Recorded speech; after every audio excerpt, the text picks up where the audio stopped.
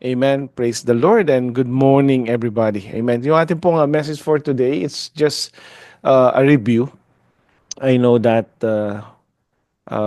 timely message. Amen. How many of you here na-experience po na ma-provoke? Iniinis ka. Yan. No? You are always trying to push you. Amen. Maybe they are provoking you para magalit.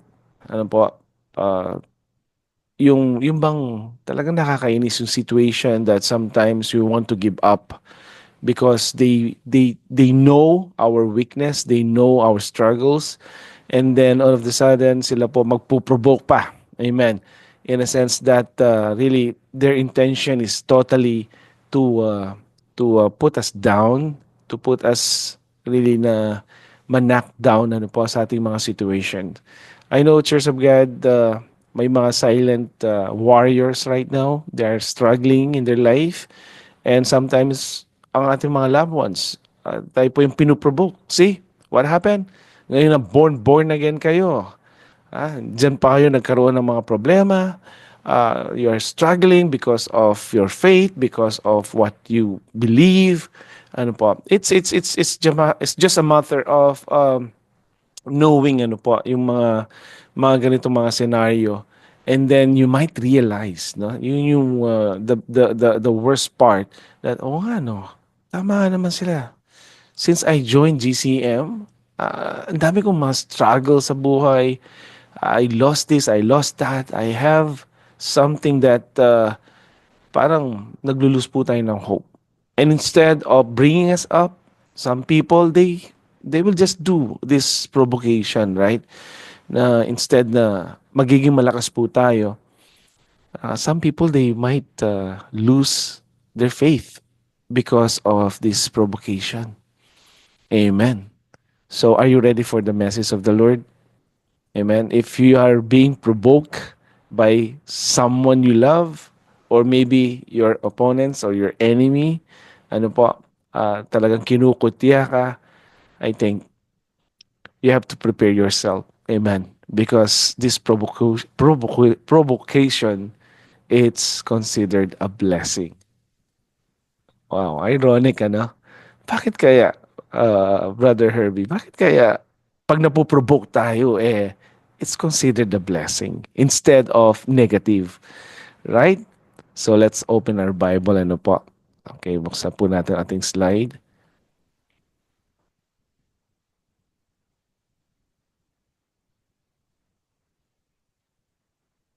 Okay, can you see my slide, church?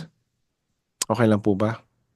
Okay, praise God. Salamat po. Okay, let's open our Bible in the book of First Samuel chapter number 1 verse 16, 1 to 6, and then I think 9 onwards. Of course, we know Hannah. Hannah is one of yung pong greatest mom of all time because kay Samuel. Amen. And before Samuel came out sa mundong ito in this world, his mom suffered a lot of persecution like ordinary person. Amen. You and me, may encounter po natin yung mga nagpo-provoke sa atin. So let's read 1 Samuel chapter number 1. Verse 1, there was a certain man from Ramathaim, a Zupaith, from the hill country of Ephraim, whose name was Elkanah, son of Jeroham, the son of Elihu, the son of Tohu, the son of Zup, an Ephraimite. Amen. Praise the Lord. He had two wives. One was called Hannah, and the other Penina. Penina had children, but Hannah had none. Amen. The writer of this book, talaga pong straightforward. Amen. Elkanah, na na-mention, brothers and sisters, meron po siyang two wives in which si Penina. Penina had children, but Hannah had none. You know, during their time, and of course, until now, pag nga po, of course, you're married and you don't have children, parang, di po ba, parang hindi complete.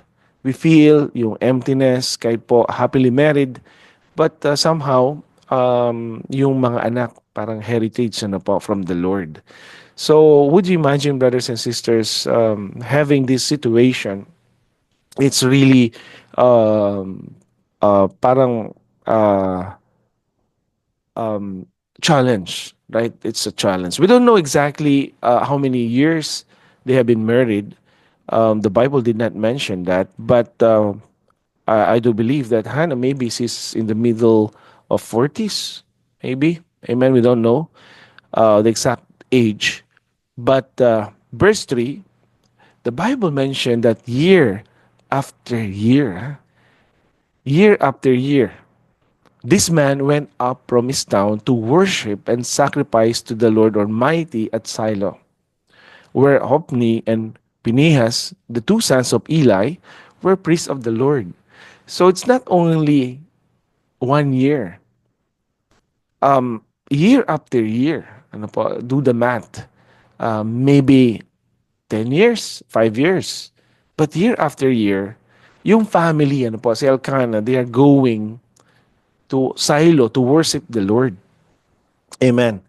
At nandun po yung dalawang anak ni Eli. So whenever the day came for Elkanah to sacrifice, he would give portions to the meat to his wife Penina and to El's sons and daughters. Amen. But to Hannah, he gave a double portion because he loved her, and the Lord had closed her womb. Amen. So meron po siyang sabihin po natin, some issues regarding sa kanyang uterus. It was shut down. Not by, uh, sabihin po natin, by a tumor, by something na sabihin po natin mga diseases. Wala naman po siyang ma-mention about myoma or any uterine, amen, abnormalities. The Lord Himself closed her womb. We don't know how accurate, ano po, because the moment that you will read between the lines, you don't need ultrasound. The thing is, the author of Samuel, brothers and sisters, specifically mentioned that it was the intention of God. Amen.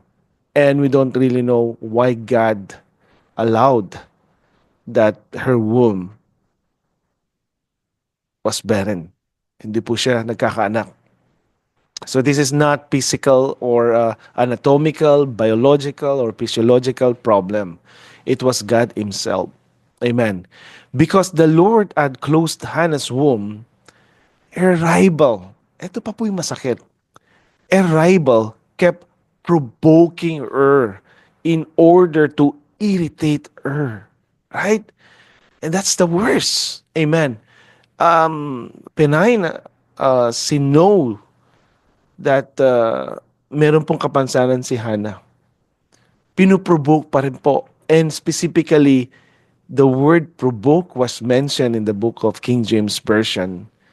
And ano po yung intention ni Penina is to irritate her.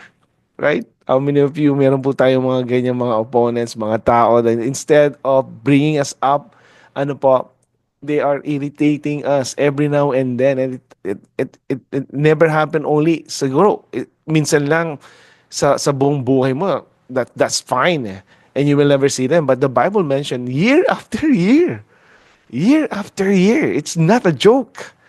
Amen. So imagine God is looking and He is observing the heart of Hannah. First thing first, God intentionally closed her womb. And God sent this woman to provoke her and to irritate her.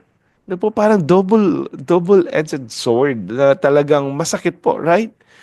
Siguro, if you are in that situation, you can easily give up. Amen. Because nobody will be happy. Amen. Knowing the fact that meron ka na nga pong kapansanan and they are still provoking you. And I do believe that ito pong si Pinay na is jealous because Elkanah is giving yung attention niya despite of the fact that wala po silang anak. Right? That's the bottom line. So sometimes, brothers and sisters, it's God's will na may magpo-provoke sa atin. Amen. To push us. Amen. But it's a matter of faith. Amen. And that's what I want to emphasize sa ating lahat, ano po, that God sometimes intentionally it will bring those people na ma-provoke po tayo talaga. And your behavior or your attitude towards or yung action mo towards that situation, that matters. Either you quit, you divorce your wife or your husband, sorry, or accept as a challenge, accept that God has a plan. So the Bible again, after mentioning verse 4 na after year, no? Verse 7, this went on year after year. Right? So when I read this scripture, brothers and sisters, I realized that I'm just reading before yung pong life ni Hannah. But when I realized that may message ang Panginoon dito and it strikes me, yung this went on year after year. So that means yung provocation, yung irritation, yung pag talaga pong let's say talaga pong pinoprovoke, hindi po nangyari yan once. She was mentally tortured, emotionally tortured, and psychologically, nandun na po lahat, ano po, even spiritually. Spiritually. So whenever Hannah went up to the house of the Lord, her revival provoked her till she wept and would not eat. Right? Can you see? Sometimes the reason why they are provoking us because God wants us to be number one, pure. Pure in what? She's crying at siya po ay nagpa-fast. Nagpa-fasting siya. Amen. Have you ever experienced that, brothers and sisters? Na talaga pong they will strike you, ano po, yung pinaka, alam nila yung weakness mo. Alam mo ba that some people, yung, especially yung mga loved ones natin, they know that if they will gonna provoke you, they will tell you your weakness, talaga pong puputok tayo, right? It's like a bomb na mag-explode yung ating temper dahil we were provoked, brothers and sisters. So the more that she received this provocation, the more she wept and she's not eating. So the more provocation she received, the more that she is becoming closer and closer and closer and closer and closer to God. How many tears fell from her eyes year after year, tears of God, year after years, right? Year after years. It's not a joke. It's not a joke. Amen. Praise the Lord. Now, let's move in verse 9. Once, when they had finished eating and drinking in Silo, Hannah stood up. Now Eli, the priest, was sitting on his chair by the doorpost of the Lord's house. In her deep anguish, Hannah prayed to the Lord, weeping bitterly. So, because of her situation and because of this opponents, ano po, should I say, na rival niya kay Elkanah, she was pushed to have this deep anguish. And the more that she was provoked, Hannah prayed to the Lord, weeping bitterly. Bitterly. Amen. Ano po yung nag-push? Maybe you can accept yung ating mga weaknesses. Maybe you can accept, okay, I will no longer have a baby. That's it. Finish. Kalas. I have to accept. Admit na lang po natin. Because this is the will of God. But no, she never stopped. What triggered or what made her decide to be more closer to God? Because somebody is pushing her negatively. Negatively. But for her, it served as a positive situation in which the more she was provoked, the more she had this deeper anguish, and she prayed to the Lord, weeping bitterly. I don't know the content, but now God will show us and reveal to us. She did not pray, Lord, ito pong babaeng ito, Lord, parusahan mo. She never prayed against her rivals. No. That's the poor prayer. Yung magkakaroon ka ng sweet revenge.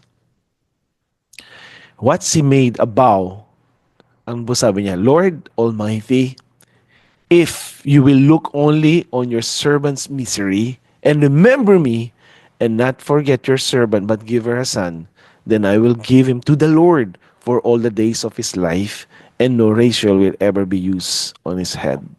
Amen. So that situation, Church of God, provoke her to be closer to the Lord, at hindi po nawawala yung content ng kanyang prayer. I know that deep in her heart, she will parang menopausal stage na siya.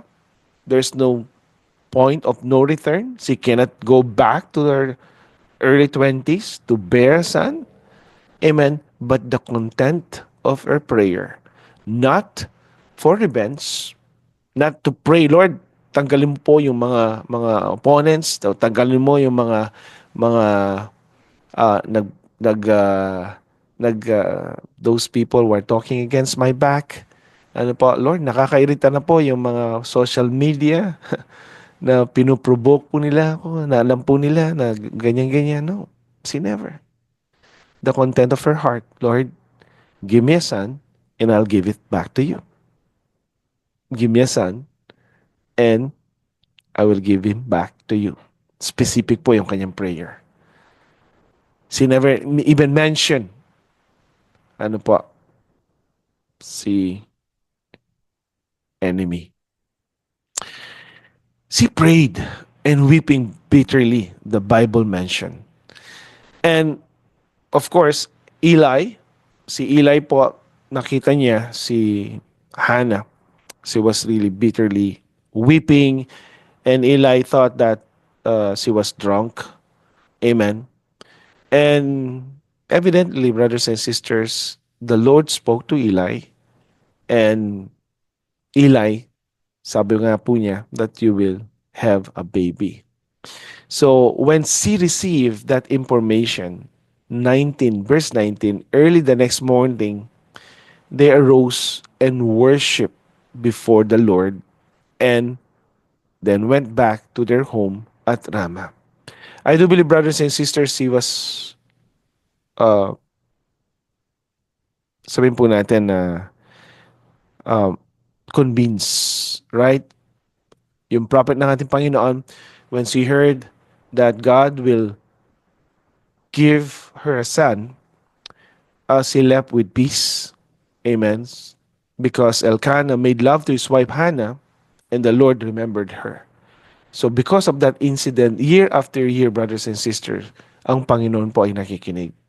So when God open yung matres o yung uterus po ni Hannah, verse 20, so in the course of time, Hannah became pregnant and gave birth to a son, specific to a son. She named him Samuel, saying, because I asked the Lord for him. Amen. And what's the reason God gave her a son? Amen. Because of her prayer. Yung kanya pong prayer was so innocent. Walang bahid po na sama ng loob. Amen. And yung driving force that to keep her close and more closer to God is because of the provoke na ginawa po ni Pinayna. Amen. And I know, brothers and sisters, this is a wake-up call sa ating lahat. Ano po? We might encounter ano po yung mga Pinayna dyan sa ating po mga buhay. We might encounter, brothers and sisters, yung mga ganyan mga situation. So what is your next action whenever you encounter those people in your life? What would be your attitude or your behavior towards those incident? Amen. Maybe some of you might quit the church. No? Kasi meron po tayo talagang mga nakakairita. No? They will talk against our back. They will tell our weakness. Magbabad talk sila against us, brothers and sisters. And they might provoke yung anger natin, ano po. And mag-away-away lang po tayo sa church. Magbaboxing tayo sa church. At the end, who will, who will benefit for that? No one. Kaya po kung may mga nagpo-provoke sa atin, somebody is irritating us, that's a good sign because you are now becoming more closer and closer to God. Amen. Mas marami pa pong tears. So maraming mga provocation, more tears, more weeping, more fasting. And the more that you experience those agony, yung pong mga ganyan mga distractions and everything, it will push you. Amen. In a higher level. In what way? Mas magiging close po tayo sa Panginoon. Because number one, whenever you are going to the dawn watch, pinapaalala po ng Panginoon yung mga nagpo-provoke sa inyo. Not to pray for them that God will punish them. You have to be thankful. Because those people will push you to pray more. And focus. Focus po sa mga prayers po natin. Amen. And that will build yung ating faith like Hannah. Hannah was provoked. The more she was provoked, the more that she became closer to God. And it happens not only once a week, once a month, year after year, Church of God. So imagine yung agony, yung pain. But God remember yung prayer po ni Hannah. And God gave him Samuel. And you know what, Samuel, ano po, ang kanyang ginawa during the time of David. Amen. So it's very critical. But if Hannah gave up, like some of us, so wala po tayong mga Samuel sa ating mga buhay that God will going to use it ano po sa kanyang kingdom. Amen. So nawa po, yes, maybe, last 2024, marami pong mga nagpo-provoke sa atin and unfortunately some nag-give up po sila sa kanilang mga faith. So I hope this time it's a wake-up call. The more people na nagpo-provoke po sa atin, the more people na nag-irritate po sa atin, consider them as a blessing. Because the moment that you feel being irritated, that's a sign. That's a good sign, a healthy sign. Amen. That you will go to your knees, crying, weeping, and praying. Amen. And prove to them that they are wrong. Amen. Huwag po tayong magiganti sa ating mga kapatid, sa ating mga loved ones. The more that they provoke, the more na maging intense po yung ating mga prayers. Because the Lord knows the desire of your heart. Amen. Amen. Huwag po tayong maging negative, brothers and sisters. Huwag po tayong palaaway. Consider them as blessings. Amen. Because they are reminding you that you have a God that can transform yung mga impossibilities na maging posible. Amen. Kaya whenever you feel, ano po, like si Hannah, oh, ilang years na kayo mag-asawa, wala pa kayong anak, ano kayo, bahog kayo, bahog, ano po, nakakalit ang ganun eh. Eh, yun pa rin yung tinatanong mo sa akin, nakita tayo sa Pilipinas, yan ang naman tinatanong mo, di ba? Pag minsan po, parang feeling mo na, pabalik-balik na lang, wala bang bago, right? But somehow, brothers and sisters, don't give up. Don't give up. Alam mo na pag nakita mong taong ito, yan same ang question next time. Amen. Ibudbud sa pa mo. Pakita mo sa kanya, dosena yung anak mo. Right? Amen. Praise God. That's very challenging. And I know that I'm blessed today, brothers and sisters, ano po, because we eat all-time high, Brother Herbie. 36 ang ating mga dawn watchers. Amen. 36 plus pa po yan. May mga dalawa tayo. Sister Evelyn, kasama niya ang kanyang anak. Amen. Praise God. Good morning po dyan sa Pilipinas. Amen. Praise the Lord at salamat po sa support. Amen. Praise God.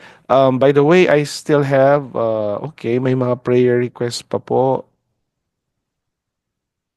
I mean, I have, I think, 9 prayer requests. So kung meron pa po kayong mga prayer requests, please send send niyo po sa WhatsApp ko. Amen. Praise the Lord. Are you ready, Church of God? Amen. So how many of you brothers and sisters experience the same way? May mga napoprovoke? Lalo na if currently you are in a bad shape, ano po, bad business maybe, mga bad situation that you lost your job, you lost your business, you lost your loved ones, you lost your health, maybe ano po. So this is it. So it's a reminder. The more provocation, the more blessings you have. Because the more that they provoke you, irritate you, the more you will get closer to God. Amen. Ito po yung wake-up call natin for this year, 2025. Amen. Praise the Lord. So if you are ready, say praise the Lord. Amen. Praise God. Amen. Praise the Lord. Amen. Let's bow our heads and pray. Hallelujah. Jesus. Hallelujah. Lord God, Jesus, we worship you, Lord God.